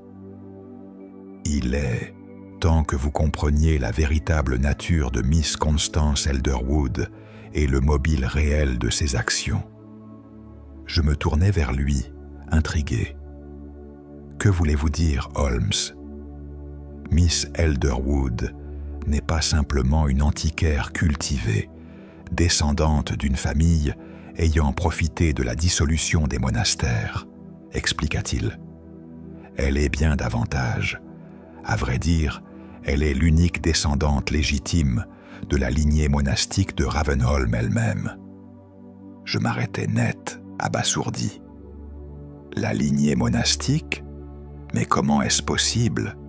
Les moines bénédictins faisaient vœu de chasteté. Holmes esquissa un sourire triste. En théorie, Watson, mais l'histoire est rarement aussi simple que les livres pieux le prétendent. Avant la dissolution, le dernier prieur de Ravenholm, un certain père Anselme, entretenait une relation secrète avec une femme du village. De cette union naquit un enfant, un fils illégitime qui fut élevé loin du monastère, sous un autre nom.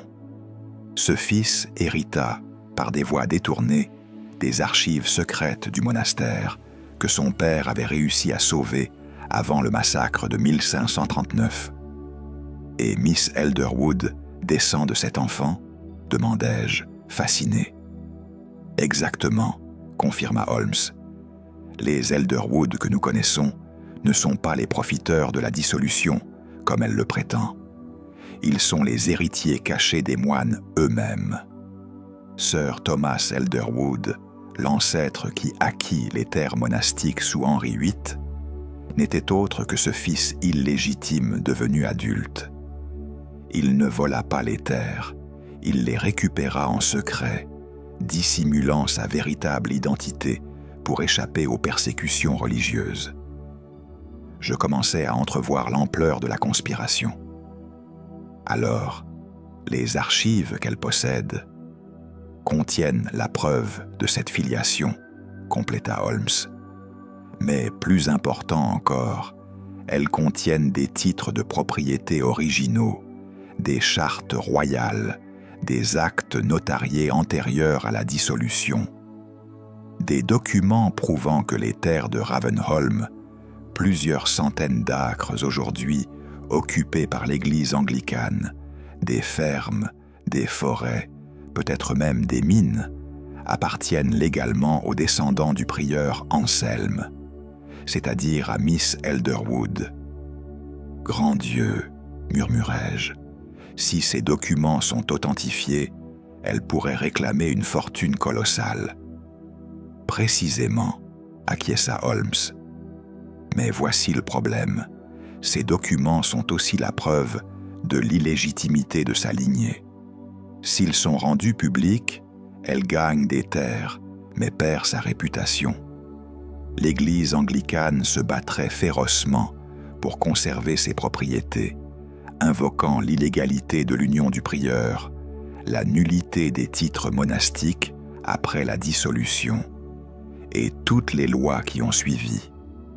Le scandale serait retentissant. Je comprenais maintenant.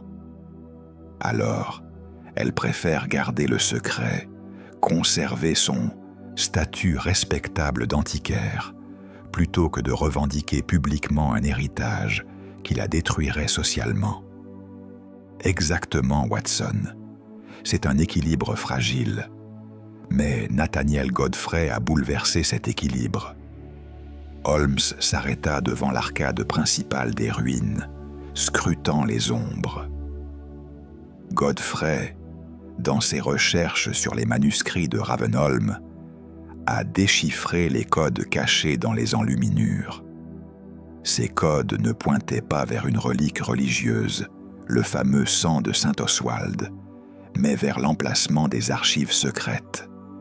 Il a compris que le trésor était documentaire, pas matériel. Il est venu consulter Miss Elderwood, pensant naïvement partager sa découverte avec la descendante de la famille. Et elle a réalisé qu'il représentait une menace, continuai-je. Une menace mortelle, confirma Holmes. Godfrey, jeune chercheur ambitieux, voulait publier sa découverte. Imaginez, un article scientifique révélant l'existence de titres de propriété médiévaux cachés depuis des siècles, prouvant que l'Église anglicane occupe illégalement des terres monastiques. La presse s'emparerait de l'affaire. Les autorités exigeraient de voir les documents. Miss Elderwood serait forcée de les produire ou d'avouer les avoir cachés. Dans les deux cas, elle perdait. Alors elle l'a fait disparaître, murmurai-je, horrifié. Pas immédiatement, nuança Holmes.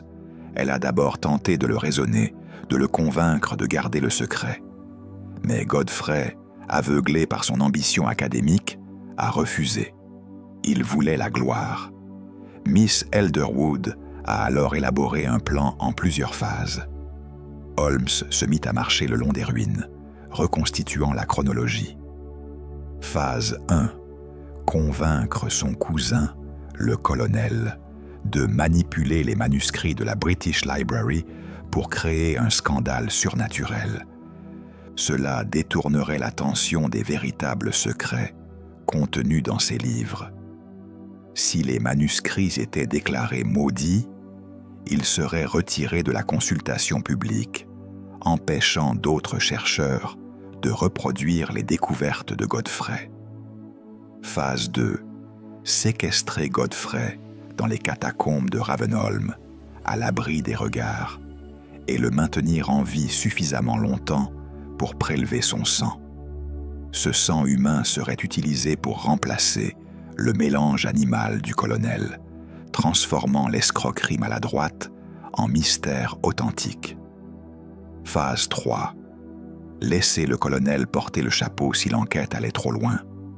Après tout, il possédait un laboratoire, des produits chimiques, un mobile financier. Miss Elderwood, elle, resterait au-dessus de tout soupçon. Je secouai la tête, admiratif malgré moi. C'est diaboliquement intelligent. Et froid, Watson, terriblement froid. Holmes leva sa lanterne vers l'entrée des catacombes. Mais son plan comportait une faille.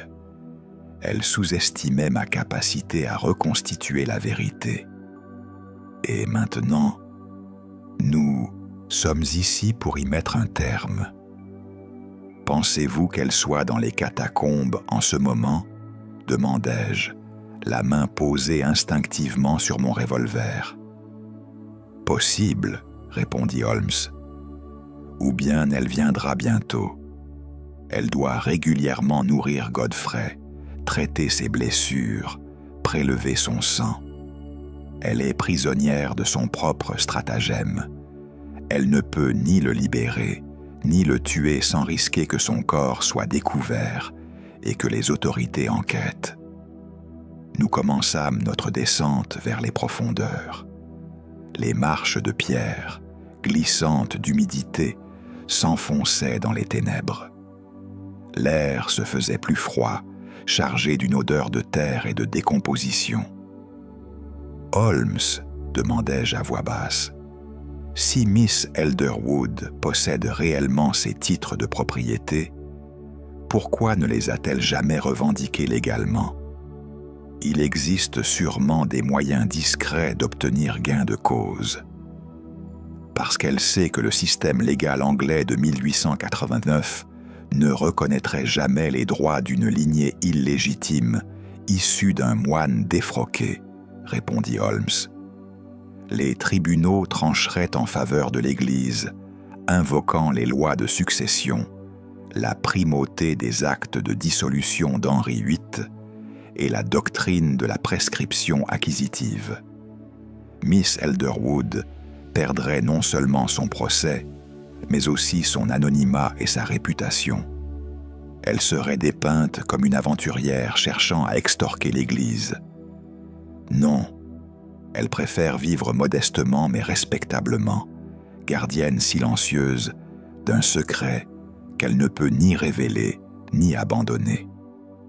Jusqu'à ce que Godfrey menace de tout dévoiler, conclus-je. Précisément. Et c'est là que réside la tragédie de cette affaire, Watson. Deux personnes également obsédées par le passé, incapables de comprendre que certains secrets doivent rester enfouis. Nous atteignîmes le fond de l'escalier. Devant nous s'ouvrait un corridor de pierre humide, soutenu par des voûtes gothiques effritées. Au loin, une lueur vacillante, une bougie peut-être, indiquait une présence humaine. Holmes éteignit notre lanterne. En silence, Watson, le dénouement approche. Et nous nous enfonçâmes dans les entrailles de Ravenholm, vers la vérité enfouie depuis 3 siècles. Nous progressions dans les catacombes avec une prudence extrême, guidés par la lueur lointaine qui dansait contre les voûtes de pierre. Holmes avait eu la présence d'esprit, avant notre descente, d'envoyer un message télégraphique au sergent Bartholomew Trask, chef de la police locale, lui demandant de nous rejoindre aux ruines avec plusieurs hommes. J'ignorais à quel moment ils arriveraient, mais leur présence serait indispensable si Miss Elderwood se révélait aussi dangereuse que nous le soupçonnions. Le corridor serpentait à travers les anciennes fondations du monastère, bordé de niches où reposaient jadis des reliquaires et des ossements de saints. L'humidité suintait des murs, formant des rigoles verdâtres qui luisaient faiblement dans l'obscurité. Nos pas résonnaient, malgré nos précautions, amplifiés par l'acoustique des voûtes. Soudain, Holmes s'immobilisa, levant la main pour me faire signe de m'arrêter. Il tendit l'oreille, puis murmura « Des voix, 2 personnes. L'une d'elles est Miss Elderwood. » Nous nous rapprochâmes, dos contre le mur, jusqu'à atteindre l'embouchure d'une crypte plus vaste. La lueur provenait de là, projetant des ombres mouvantes sur le plafond voûté. Holmes risqua un regard prudent, puis me fit signe d'observer à mon tour. La scène qui s'offrit à mes yeux me glaça le sang. Au centre de la crypte, sur une dalle de pierre qui avait dû servir d'autel monastique, gisait Nathaniel Godfrey. L'homme était méconnaissable, cheveux en désordre, barbe naissante, visage émacié par une semaine de captivité.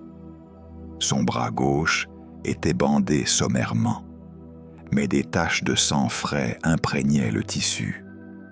Une chaîne le reliait à un anneau scellé dans le mur, vestige sans doute d'une époque où les moines y attachaient des reliquaires précieux. Miss Elderwood se tenait près de lui, une lampe à huile à la main, vêtue d'une robe pratique et d'un tablier taché. À ses pieds, une sacoche de cuir contenant des seringues, des flacons, des bandages. Elle parlait à Godfrey d'une voix calme, presque maternelle, comme une infirmière s'adressant à un patient récalcitrant. « Allons, monsieur Godfrey, » disait-elle, « ne rendez pas les choses plus difficiles qu'elles ne le sont. Vous savez que je ne vous veux aucun mal permanent. Encore quelques jours, une semaine tout au plus, et je pourrai vous libérer. Le scandale des manuscrits aura atteint son apogée. Les autorités auront retiré les livres de la consultation publique, et votre découverte sera enterrée avec eux. » Godfrey, la voix rauque, répondit avec une dignité admirable malgré son état. « Vous êtes folle, Miss Elderwood. Vous ne pouvez pas effacer la vérité en la cachant. D'autres chercheront, d'autres découvriront. »« Pas avant des décennies, » rétorqua-t-elle, « et d'ici là, j'aurai pris mes dispositions. Les archives seront détruites ou dispersées dans des collections privées inaccessibles. Le secret de Ravenholm mourra avec moi. »« Et moi ?» demanda Godfrey amèrement. « Vous comptez me tuer pour garantir mon silence ?» Miss Elderwood secoua la tête. « Non, monsieur Godfrey, je ne suis pas une meurtrière. Une fois mon plan accompli, je vous libérerai dans un état que vous attribuerez à un enlèvement par des brigands. Vous aurez été drogué, vous ne vous souviendrez de rien. Et si vous essayez de raconter la vérité, qui vous croira? Un jeune chercheur affabulateur, traumatisé par son expérience. » C'est alors que Holmes choisit d'intervenir. Il s'avança dans la crypte, sa silhouette projetant une ombre démesurée sur les murs. « Votre plan ne fonctionnera pas, Miss Elderwood. » La femme sursauta, laissant presque tomber sa lampe. Elle se retourna vivement, et son visage, jusqu'alors composé, se tordit brièvement de peur avant de retrouver son masque de froideur.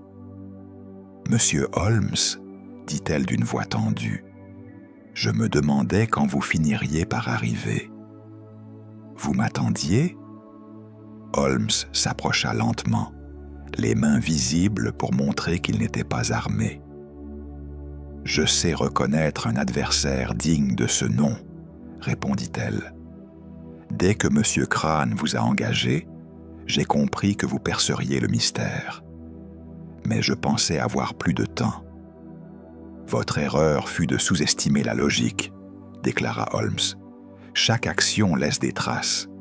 Le colonel, l'apothicaire, les manuscrits eux-mêmes, tout pointait vers vous. » Miss Elderwood esquissa un sourire triste. « Je suppose que vous avez tout compris. La lignée monastique, les titres de propriété, la menace que représentait Godfrey. Vous êtes aussi brillant qu'on le prétend. Libérez-le, » ordonna Holmes simplement. « Je ne peux pas, » répondit-elle avec une pointe de désespoir. « Vous ne comprenez pas ce que ces archives représentent pour moi.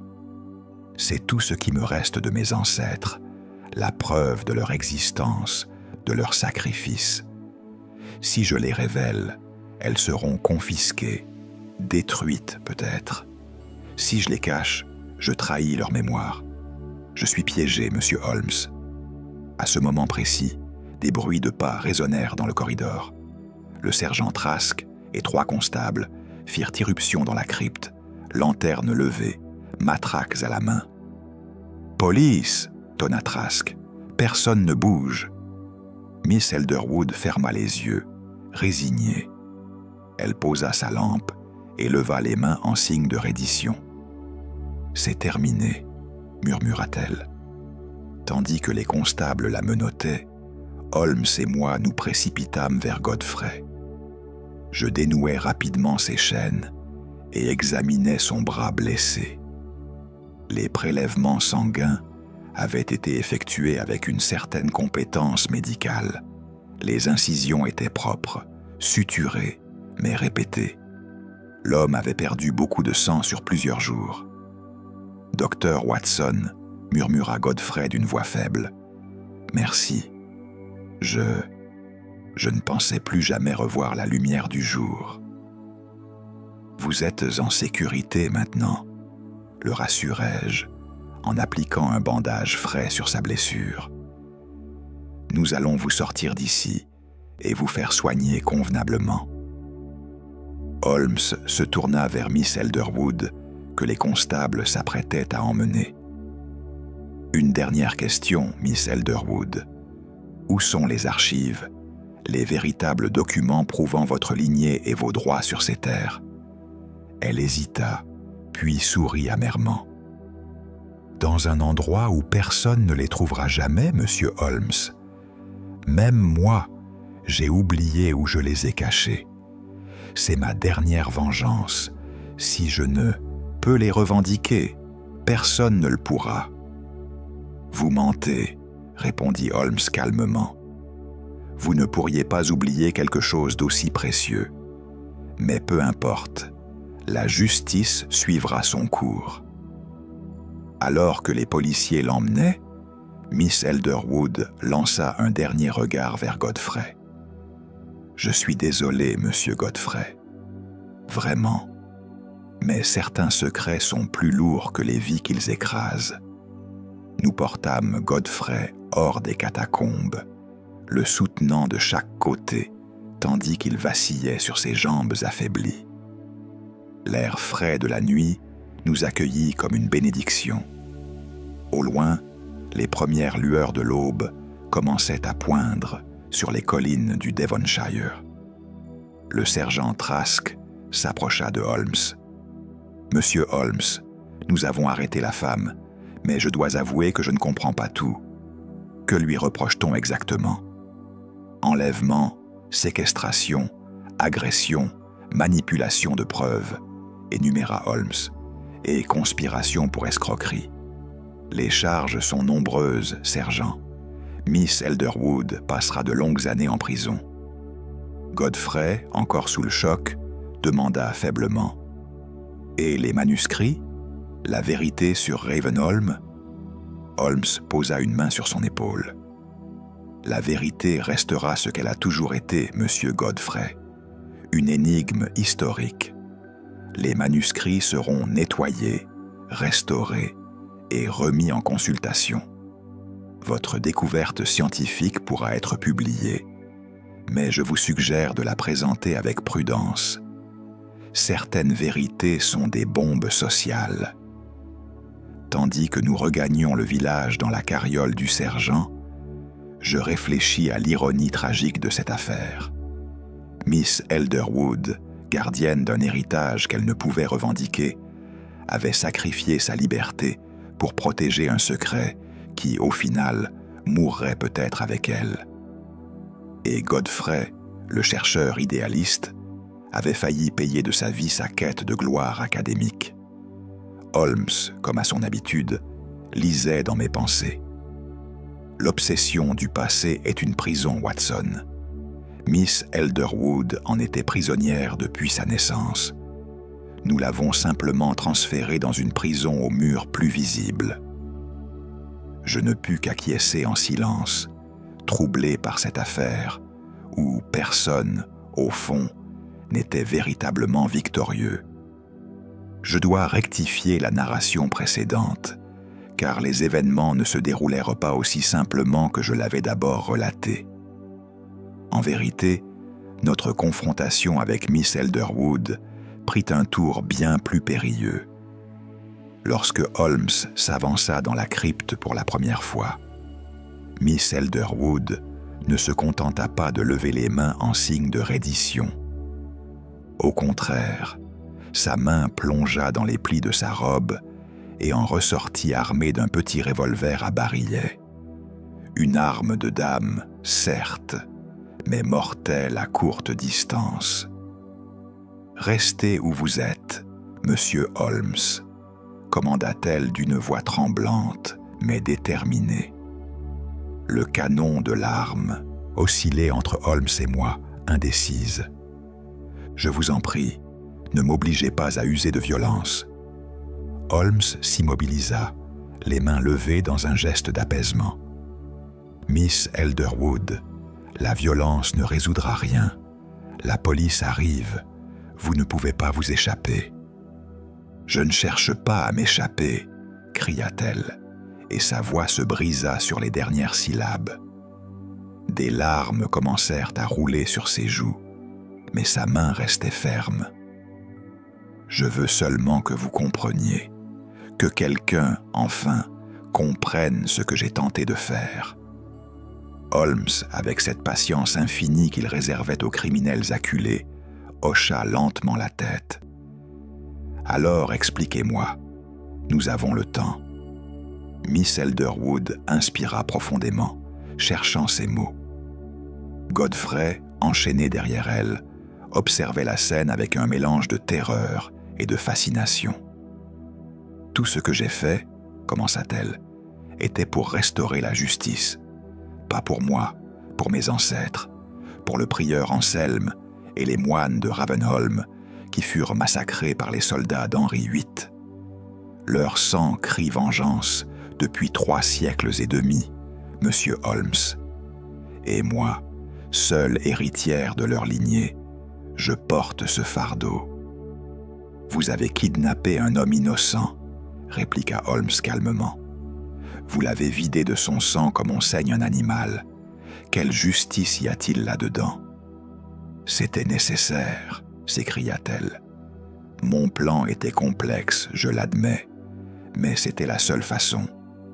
Écoutez, le scandale des manuscrits sanglants devait attirer l'attention du Parlement.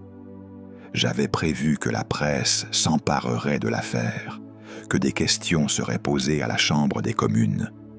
L'Église anglicane, embarrassée par ce mystère surnaturel lié à ses propriétés monastiques, aurait été contrainte d'ouvrir une enquête officielle sur les reliques et les archives de Ravenholm. » Elle s'anima, le revolver tremblant dans sa main, tandis qu'elle dévoilait son plan. « À ce moment précis, j'aurais découvert miraculeusement les documents légaux dans les archives familiales que je possède, des titres de propriété originaux, des chartes royales antérieures à la dissolution, des actes notariés prouvant que les terres appartiennent légitimement aux descendants du prieur Anselme.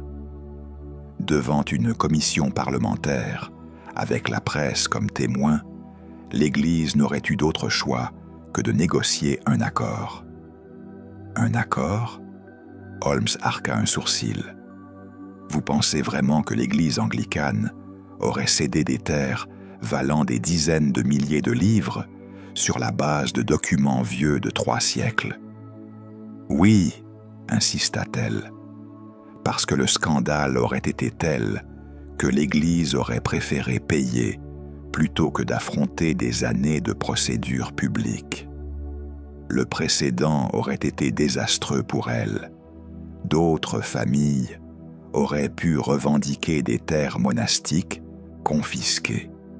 Elle aurait négocié en secret, m'offrant une compensation financière généreuse en échange de mon silence et de la destruction des documents. » Holmes secoua la tête lentement.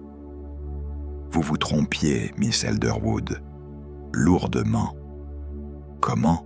demanda-t-elle, et pour la première fois, une note de doute perça dans sa voix. « Premièrement, » expliqua Holmes avec la froideur d'un professeur corrigeant un élève, « vos documents n'auraient jamais été acceptés devant un tribunal anglais.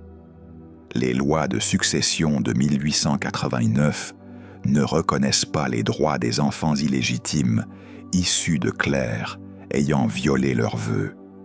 Votre ancêtre, le fils du prieur Anselme, était un bâtard aux yeux de la loi. Ses descendants n'ont aucun droit légitime. » Miss Elderwood pâlit. « Mais les titres de propriété. Deuxièmement, » continua Holmes impitoyablement, « tous les titres monastiques ont été légalement annulés par les actes de dissolution de 1536 à 1541. Peu importe ce que vos documents prouvent, ils sont juridiquement nuls depuis plus de 3 siècles. Aucun tribunal ne les reconnaîtrait. » « Non, murmura-t-elle. Troisièmement, poursuivit Holmes, même si, par miracle, vous obteniez gain de cause, l'Église invoquerait la prescription acquisitive. 3 siècles d'occupation ininterrompue des terres suffisent largement à établir un droit de propriété incontestable. Vous auriez perdu, Miss Elderwood. Votre plan était voué à l'échec dès le départ. Le revolver trembla violemment dans sa main. Vous mentez.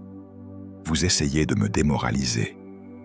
Je dis la vérité, répondit Holmes avec une tristesse inhabituelle dans la voix. Et au fond de vous, vous le savez. Vous l'avez toujours su. C'est pourquoi vous n'avez jamais osé revendiquer ces terres ouvertement. Vous vous êtes raconté une histoire, un fantasme de justice restaurée, mais vous saviez qu'il ne se réaliserait jamais. Miss Elderwood s'effondra mentalement sous nos yeux. Le revolver glissa de ses doigts et tomba sur le sol de pierre avec un claquement métallique. Elle s'agenouilla, secouée de sanglots. « J'ai tout détruit », gémit-elle. « Ma vie, ma réputation, ma liberté. Pour rien, tout ça pour rien. » Holmes s'approcha doucement et ramassa l'arme. « Non, Miss Elderwood, vous avez détruit tout cela pour une obsession. Vous étiez prisonnière d'un passé qui ne vous concernait pas, d'une injustice vieille de 3 siècles que vous ne pouviez ni comprendre ni réparer. Vos ancêtres sont morts depuis longtemps. Seule leur descendante continue de souffrir, et elle s'est infligée cette souffrance elle-même. » À ce moment, le sergent Trask et ses constables firent irruption dans la crypte. Ils trouvèrent Miss Elderwood effondrée, pleurant sur le sol, Holmes debout près d'elle, avec le revolver à la main, et Godfrey, toujours enchaîné, observant la scène avec une expression où se mêlaient pitié et incompréhension. « Emmenez-la », ordonna Holmes en tendant l'arme au sergent, « et traitez-la avec dignité. Elle n'est pas une criminelle ordinaire. Elle est une femme brisée par le poids de l'histoire. » Tandis que les constables relevaient Miss Elderwood et la menottaient, elle leva les yeux vers Holmes. « Vous aviez raison, » murmura-t-elle.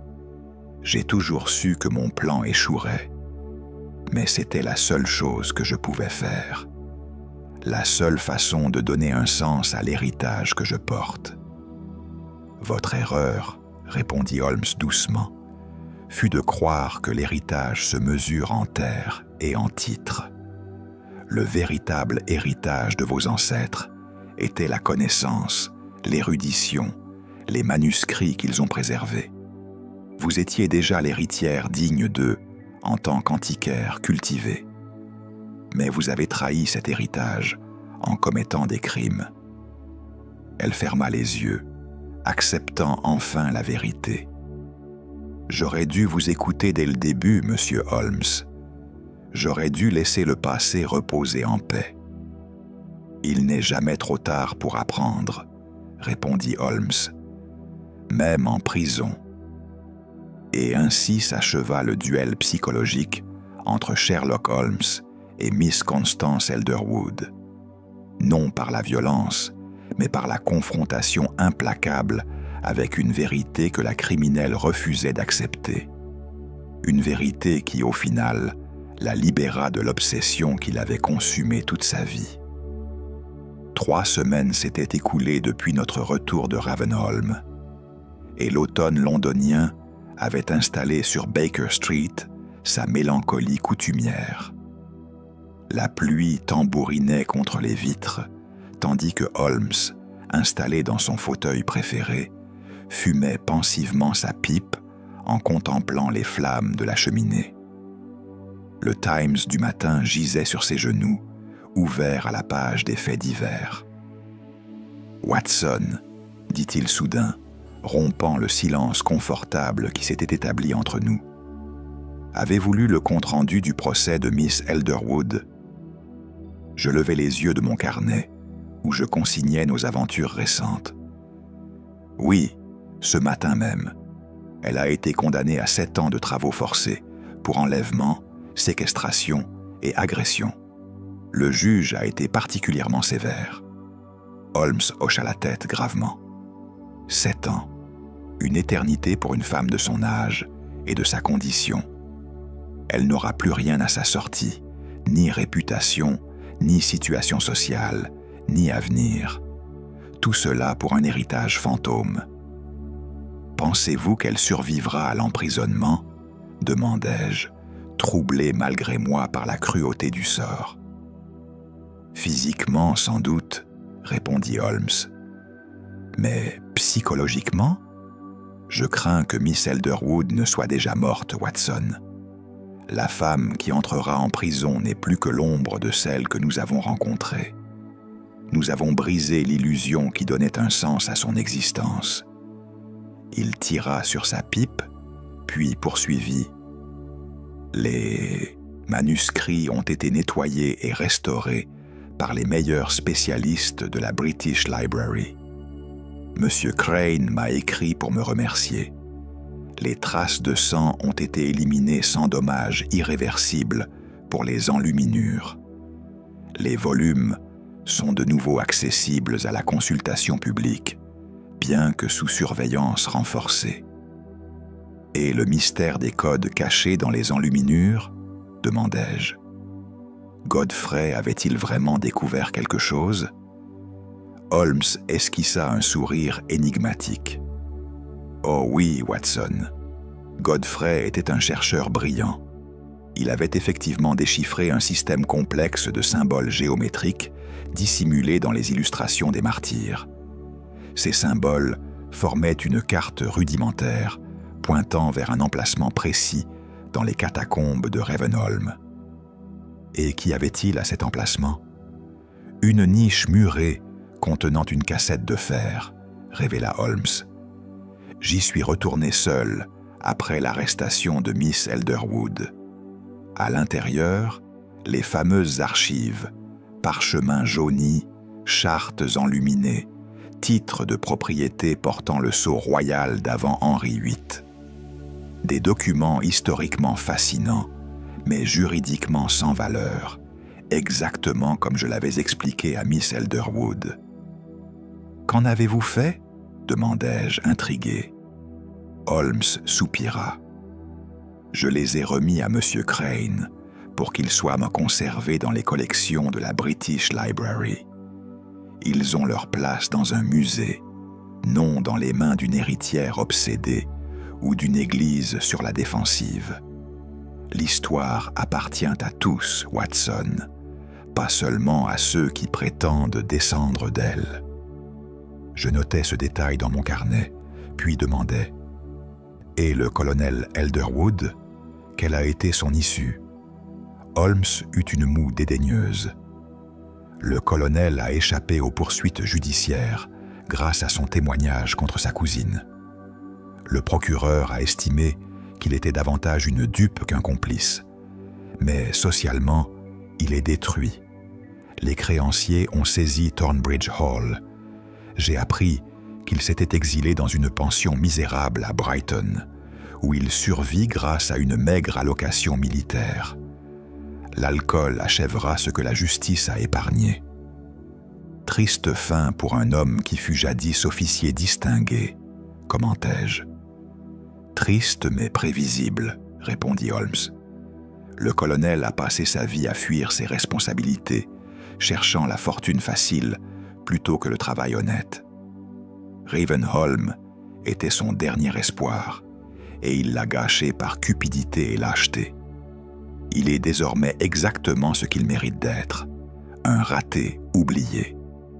Un silence s'installa, que je rompis en posant la question qui me taraudait. « Et Nathaniel Godfrey? Avez-vous eu de ses nouvelles ?» Holmes sourit, et cette fois avec une chaleur inhabituelle. « Oui, Watson. Godfrey s'est remis de ses blessures physiques après 3 semaines de convalescence à l'hôpital. Les médecins ont été impressionnés par sa résistance. Mentalement, en revanche, l'épreuve l'a profondément marqué. Il fouilla dans le tiroir de son bureau et en sortit une lettre. Il m'a écrit il y a quelques jours. « Tenez, lisez par vous-même. » Je pris la lettre et la parcourus. L'écriture de Godfrey, bien que ferme, trahissait encore une certaine nervosité. « Cher Monsieur Holmes, je vous écris de Southampton, d'où je m'apprête à embarquer pour l'Amérique. Après mûre réflexion, j'ai décidé de quitter l'Angleterre et ma carrière de chercheur en manuscrits médiévaux.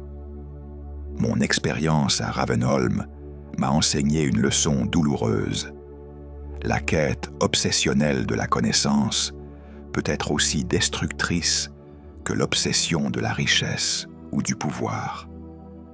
J'ai réalisé que ma soif de gloire académique m'avait aveuglé au danger que je courais et que je faisais courir à autrui. Si j'avais été plus prudent, plus humble, peut-être que Miss Elderwood n'aurait pas sombré dans la folie criminelle. Je porte une part de responsabilité dans cette tragédie. En Amérique, je compte enseigner l'histoire dans une université modeste, loin des archives prestigieuses et des découvertes sensationnelles. Je veux vivre simplement, transmettre le savoir plutôt que le conquérir. C'est, je crois, une façon plus honorable d'honorer le passé. Je vous remercie, vous et le docteur Watson, de m'avoir sauvé la vie. Je vous en serai éternellement reconnaissant. Bien à vous, Nathaniel Godfrey. Je repliai la lettre, ému. C'est une décision sage, me semble-t-il. Une décision nécessaire, corrigea Holmes. Godfrey a compris ce que Miss Elderwood n'a jamais pu saisir. Le passé doit être étudié, respecté, mais jamais idolâtré. L'obsession transforme la passion en poison. Il a eu la chance d'apprendre cette leçon sans y laisser sa vie. Holmes se leva et s'approcha de la fenêtre, contemplant les rues grises de Londres sous la pluie. « Savez-vous ce qui me trouble le plus dans cette affaire, Watson ? Dites-moi. » Miss Elderwood possédait déjà l'héritage le plus précieux qu'on puisse imaginer, murmura-t-il. Elle était une érudite respectée, une antiquaire cultivée, gardienne de connaissances rares. Elle aurait pu consacrer sa vie à l'étude, à la préservation, à la transmission du savoir contenu dans ses manuscrits. Elle aurait pu être heureuse dans cette vocation. Il se retourna vers moi, et je vis dans ses yeux une tristesse rare. Mais elle a choisi de tout sacrifier pour quelques arpents de terre qu'elle ne pouvait légalement posséder. Elle a transformé un héritage intellectuel authentique en une quête matérielle impossible. C'est là le véritable drame de cette histoire. Elle possédait un trésor réel, mais elle l'a détruit en poursuivant un mirage. C'est la nature humaine, Holmes, observai-je. Nous voulons toujours ce que nous ne pouvons avoir, et nous négligeons ce que nous possédons déjà. Une nature tragiquement stupide, répliqua-t-il sèchement. Mais vous avez raison, cette affaire n'est pas unique. Combien de vies avons-nous vu gâchées par l'ambition, la cupidité, l'obsession du passé ou du futur? L'être humain semble incapable de vivre dans le présent, Watson.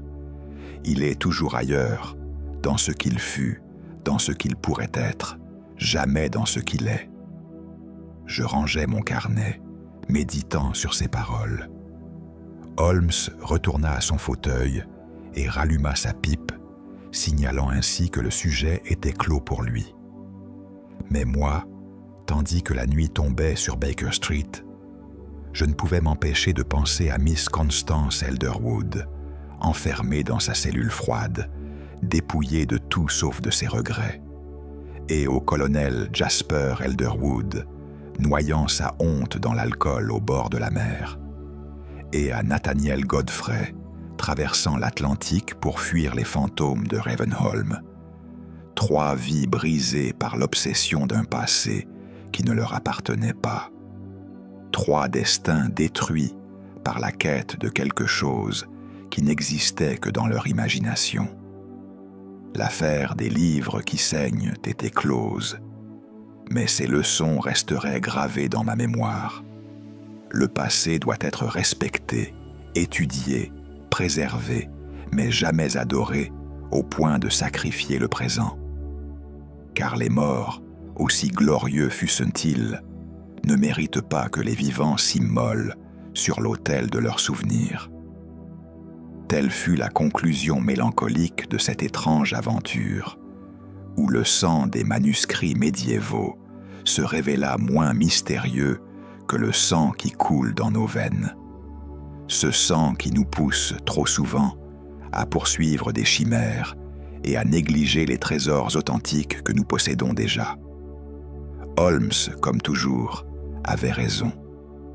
Miss Elderwood avait tout perdu en cherchant ce qu'elle ne pouvait obtenir, alors qu'elle possédait déjà ce que peu de gens ont la chance d'avoir: la connaissance, l'érudition, un héritage intellectuel digne d'être légué aux générations futures.